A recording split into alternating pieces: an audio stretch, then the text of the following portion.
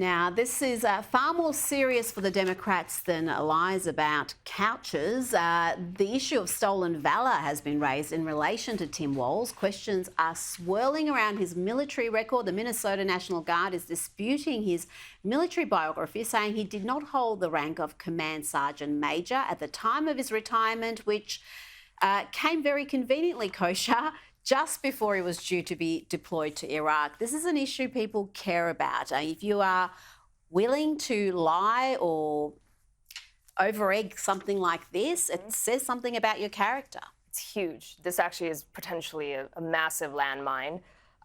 In the US, probably the most revered institution is the military, and especially if you served in an active combat zone, which for the last 20 to 30 years, there have been many. And it's just something that you don't do, sort of embellishing, taking more credit that you were in harm's way in the line of fire, literally, is something, it violates every code in there. And it's just, again, such a revered institution that people, even who didn't serve in the military, don't take kindly to it. He did serve in the National Guard for 24 years, so that's good. That is an honorable record. He should stick with that. But there is video footage coming out of where he's used words that claim that he was actually in Afghanistan and the line of fire, and that will not age well. However, it is also important to remember for the other side that he is at the bottom of the ticket. So there is, I think, a limitation to how much that'll damage the whole thing. And they, again, need to just not get distracted with this too much and keep their eyes trained on top of the ticket and all of Kamala's many vulnerabilities. Well, this is an issue that is going to come up in the debates, I think, the vice presidential debates in particular, because we know J.D. Vance did serve. He was boots on the ground in the battlefield, and yet former Speaker Nancy Pelosi questioned whether he'd been in combat. J.D. Vance has criticized him as never having been in combat. And, has he? Well, has J.D. Vance been in combat? Well, I think he was over in Iraq, I think. Oh, goodness me. I can't believe some of the things she said during this interview. It's always about projection with the left. And Nancy also has revealed that Joe Biden is not speaking with her since she encouraged him to step down from the 2024 race. Have you spoken to President Biden since he dropped out? No, I have not. Do you hope to? Yes, I hope to. Yeah. We're all busy. Is everything okay with your relationship?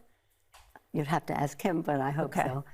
I think we know why she made those absurd calls for him to be added to Mount Rushmore, like Biden up there with Jefferson and Washington. She played a not insignificant part in this quiet coup that has installed Kamala Harris. Yes, she was quite icy there. I think I call it the coup sandwich, where up until the point where it was obvious that something had to be done because he was cratering, Biden was cratering with the Democrat base. She always was playing nice and was being supportive of him outwardly whenever asked. There are many clips about that. Then the moment came, and you're right, she is reportedly one of the key figures in the mutiny that the party staged against him. And then she's closing the sandwich with Mount Rushmore and very effusive things, and I think that's all part of the strategy. She knows exactly what she's doing. On the first piece, I mean, she stumped Andrea Mitchell there about the service with J.D. Vance. What she's doing and others are doing is they're trying to segregate between paratroopers, soldiers, artillerymen who actually are carrying weapons and fighting opposition versus those who are in other roles like doctors, lawyers, communication specialists, which is what J.D. Vance was. So she's trying to draw that distinction. But the point is he was in the battlefield and any bomb could be dropped on any base at any time for people, regardless of what role you're in. Versus Tim he Walz was in the war zone. He was in the war zone. He was in peril along with his fellow soldiers. He was a Marine, wasn't he? He was and again, you have to be pretty elite to be among the ranks of the Marines. Now, the Democrats have been pushing this line, particularly about J.D. Vance, but also Republicans in general, calling them weird. This weird line has really taken hold. And the Trump campaign has used that very word to attack Harris's vice presidential pick, Tim Walz. Let's have a look at the ad. What could be weirder than signing a bill into law that requires schools to stock tampons in boys' bathrooms? Or weirder than signing legislation allowing minors to receive sex change operations? Try electing the man who signed those bills, Vice President of the United States. Enter Chief Weirdo Tim Walz. As governor of Minnesota, Walz supported legislation that endangers minors, hurts women, and puts radical ideology ahead of common sense. Now Kamala wants Walz to enforce those laws on a national scale. Tim Walz, too weird, too radical. Too weird, too radical, chief weirdo. They've taken that word and run with it.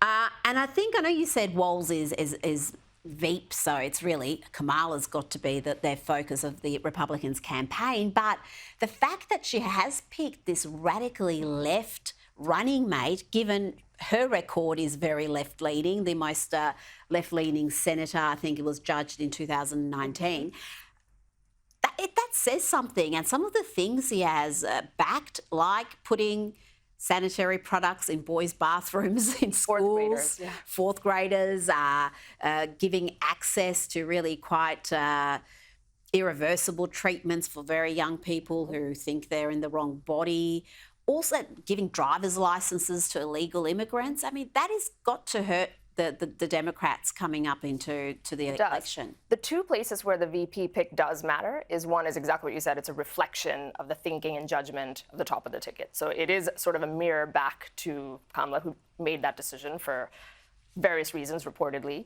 And then the other cardinal rule they say with the VP is whoever you pick, the upside historically doesn't show that they necessarily help carry a particular state or a geography, but the downside does. So it has to be someone who does no harm to your ticket. Yeah. There's a lot there, to your point, where his positions on record, because he's a sitting governor and he was a sitting congressman before that, are very much to the left of the center of gravity of the country. It really is.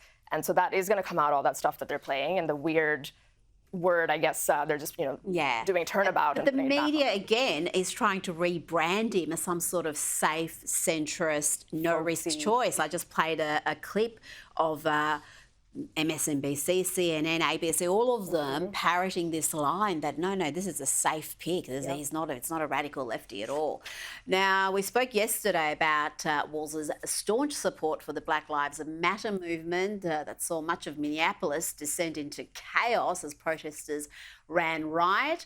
And he never really backed away from that. Here he is in 2021 suggesting no remorse for the riots that he encouraged and sticking up for the protesters, for the rioters, saying they should be listened to.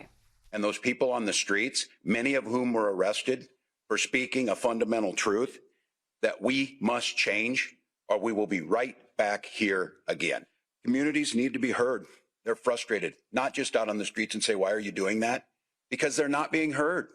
They're demanding that these changes be made. They told us last year, change cash bail, change how you do traffic stops. It didn't happen, and look what we got. Let's play some footage of what they did to his city, to his state. Let's have a look at Minneapolis after the BLM mostly peaceful riots, protests.